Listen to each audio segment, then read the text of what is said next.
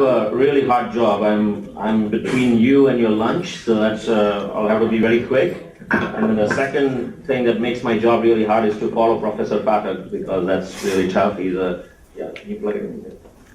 So I'll do my best. I think the Mac connection is a problem here with the projector, but we're gonna run the PowerPoint through this PC here. And I wanted to show the mobile technology through a Mac AirPlay, but I can't make the AirPlay work here, but we'll see how we can do that. Let's open it.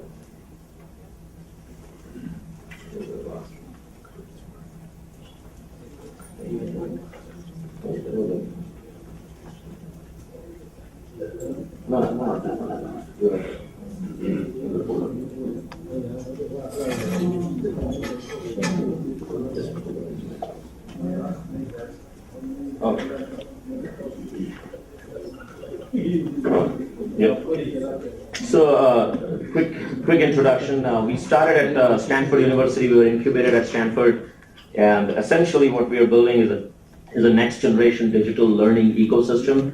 I know someone mentioned the word ecosystem a few times here. We are all about building a network and an ecosystem, and we like this kind of a consortiums coming together. We are working with a number of global international consortiums like yours, and I might be able to share some insights and experience based on what we have learned from them. I think the argument here can be framed into just two simple words, which is scale versus effectiveness. We heard a lot of you speaking about how the need to scale to millions and millions of students and users all over the world to disseminate knowledge, to deliver knowledge. But then there's also a legitimate concern that as we scale, can we really provide effectiveness and provide the quality, and can we do scale without compromising quality, right? So I think that's a very legitimate trade-off, and I think that the good news about being alive in 2015 is that there are technologies that can address these two seemingly contradictory requirements in terms of how do we scale and not compromise on quality. And the two really fundamental technologies that are available today for us is cloud and mobile. So cloud, as you guys have heard, is fundamentally putting your content. Professor Pathak said, make big distinction between content, not course. So I'm not saying putting your course on the cloud, I'm saying putting the content on the cloud, having instructions from anywhere in the world to collaborate with each other, institutions to collaborate with one another, and then students to collaborate with one another. And we can do it very cheaply, very cost effectively, because it really you're paying as you go on a per CPU basis. You're not paying for a capacity. So that's what cloud offers to you. And so we have built a technology around both a public and a private cloud. We are a big believer in open source, as Professor Pathak said. That's why rather than building a lot of the technology in-house, we actually partnered with the Harvard and MIT joint venture edX. So we are a part of that partnership and consortium. And most of our software that we build is also open source and free to license. So that's the cloud side that really helps you to scale and reach to any part of the world. How do we address the effectiveness? So the mobile phone today that almost everybody carries in their phone knows more about you than probably what your spouse knows about you, right? It's highly intimate. It has more sensors today, so we can highly personalize it and make it very specific to your learning style. And there are technologies available that we've built in Silicon Valley through SRI, which is Stanford Research Institute, about artificial intelligence that can learn how you learn on a mobile phone, right? So the meta learning part of adapting and adjusting to each individual learning style, and then also pushing content as you can really absorb, which is in the bite-sized learning format. And what we essentially call that is a personal learning network, or you can also call it as a social learning network, SLN. And it helps you to stay engaged, because every one of us are plugged into social networks today. We spend time, or the students are spending time on Facebook or WhatsApp of the world. So we're taking almost similar pedagogies that or the learning style and the behavior that already exists today in the user, and applying that into learning and education so that it is very effective. And so these two technologies kind of work together and help to kind of bridge the two seemingly contradictory requirements in terms of scale and effectiveness. It works with it interoperates with a number of different technologies that already exist. So if you have your content sitting in various LMSs which are wrapped in individual institutions here. So all of you are coming from different institutions and you have either a Moodle or a Canvas or a Blackboard. We can interoperate with them through LTI. We have also built an application ecosystem. As you understand the iOS, Steve Jobs built this iOS ecosystem where there are currently 1 million apps or 2 million apps are there. Same thing, LTI, which is an IMS standard, which we are a member of IMS. So anybody in the world can build any kind of an app and they can plug it into this cloud infrastructure. So it can continue to grow and we can work with pretty much every institution. So today where we are, so as a company, Edcast, we work with about 100 plus institutions. So on the left side, you see a lot of universities and institutions. On the right side, we also work with corporates and industry. It's very important to collaborate with industry. So it's really a combination of education institutions, research, and corporates all coming together. We coined a term called multiversity. So when we started talking to the press, they really loved that term, and we actually went and trademarked it. And it really brings back kind of, the whole concept of what you guys are here. You are really a multiversity because you're representing here probably about 25 or 50 different institutions. We worked in a similar fashion with a number of consortiums. So one of the logos that you see there is of SDSN, which is Sustainable Development Solutions Network. It's a United Nations consortium on sustainable development led by Columbia University, and there are about 39 universities which are part of this SDSN. So very much like the consortium that you guys are building, SDSN has already built a consortium and they're running with 39 universities today. It is expanding to about 100 plus universities and it's global. And they have put together a whole knowledge cloud site, just like what you guys are thinking about putting together, or actually we already built it for you.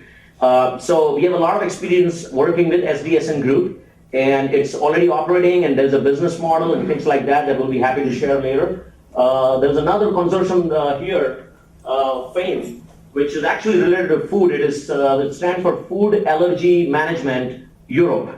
And this is also a consortium of multiple universities in Europe focusing on food allergy, and they've selected our platform. So apart from individual institutions and corporates and research labs, we work with several consortiums and bring multiple institutions together. We work with Australia, Peter, two of the top universities of Australia, QUT and Curtin University, their open education and their certificate education works on our platform. We also work in Africa, so African Virtual University, AVU, their open courses and certificate courses are running on Edcast Knowledge Cloud. So essentially what we focus on, two things, which is technology and model, right? So we talked about technology, and the whole focus is on personalized learning. And how do we achieve personalized learning? It's really the focus on learner-centric pedagogy. So Professor Pathak keeps emphasizing one word, which is to be how we should be learner-centric and not course-centric or institution-centric. So this is a new paradigm that you flip it, everything, and you keep the user at the center. And that's what everything is designed. So everything that we have built and designed is in the last 2 years. So it's not kind of the 10-year-old or 20-year-old technology, because in Silicon Valley, things move really, really fast. So this is all kind of learning from new things that are happening and then building, just in time. And then in terms of model, really the focus is, on demand generation. So it's not just enough to put your content on the cloud. It's not just enough to put, instructors from multiple institutions. But more importantly, a lot of these initiatives fail because they just can't get adoption. So adoption is super important, and we've been working closely with Gates Foundation, and they've been funding a lot of projects in open education. And the head of their education was at my office in Mountain View last week, and I think one area that we focused on across all their projects was that hey, we can bring a lot of good technologies and all of that stuff, but it fails if you can't get massive adoption. So one of the things that we've done is through this UI, which is University and Industry Cloud, is to aggregate demand and then bring back to the courseware or the content. And we have roughly a reach into 5 million plus learners worldwide, and through some of those institutions, almost 500,000 users have already taken our courses, and earned certificates and other types of credentialing. Lastly, I would just focus on three things that we have learned. We talked about pedagogies, and really the most innovative one that we focused on is this concept of micro learning or nano learning, whatever you would like to call. The micro or nano learning is like learning in small bites, because the people that you're addressing a lot of times, these are not the traditional students who are on a 4-year degree program and full-time, but a lot of students that we address in our platform, which are certificate students, and they are working adults and they're working in the field, so they don't have time, they have a family to take care of, they have a full-time job. So how can we productize their 10 minutes, 15 minutes of their downtime throughout the day and give them that micro learning? So one of the things that we work on is a transformation technology where we can take content and chunk it down into smaller bite size and then make that little bite-sized learning happen on a mobile device. One of the things we are working with Professor Pathak at IIT Bombay is to create that kind of a lab where we can take content and chunk it down into that bite size. The social learning we talked about, that's really important because today people learn more from peer-to-peer. I think one of the speakers before me talked about this importance of farmer-to-farmer or peer-to-peer learning. So with our mobile app, if you see something in your crop or whatever, you can take a video right there, or you can take a picture right there, and you can send it to your social network or learners, the social network of learners, and you can get immediate feedback. So you have a formal learning, but that's combined with also informal learning, and that's very important. You just can't depend on just formal learning. One of the things that Professor Pathak touched on, which is very important, which is business model, and I think Dilip brought it up, when you guys are putting together the charter for your consortium, the business model. So, there are multiple business models. Most of the courses that we run, the content that we run is all Creative Commons licensed most of the time. In fact, the former CEO of Creative Commons, Catherine Casserly, she just joined Edcast a few months back. So we are a big supporter of not just open source software, but also open content. And I would urge all of you to not live, to open up your content. We don't want to live in the previous, 20th century. We are in 21st century. We shouldn't be hoarding knowledge, but we should be making it open, because the real value is not in content. The real value is what Professor Pathak was saying, is in the course, like how you actually teach and how you engage the community and get that learning experience. And that's where a lot of business model comes in. So the business model that you can monetize, and through our platform, we have the ability to put together the whole e-commerce and m-commerce to help you do the business modeling is, number one is you could monetize on actual interaction. Like, you put the content there, and then when people want to actually learn, the time of the expert or the instructor when comes in and spends 1 hour and does his open office hours on the discussion forum where your real-time questions can get answered, and that could be charged, for whatever, like $20, $50 per month, and you get that 1 hour office hours. And that way your experts or your instructors, they have a set time, just like your traditional classroom, right? You have every Friday at 2 o'clock you go into the classroom and you teach. Now in the online, what you do is you say, well, every Friday at 2 o'clock, I'm going to be online and I'm going to be answering any question that you have. So it's like AMA, ask me anything. So that's one business model of tutoring online, but answering questions. And then you can also create jobs for various TAs. If the instructor doesn't have time, the TAs can get paid and they could answer the question. So that's one thing.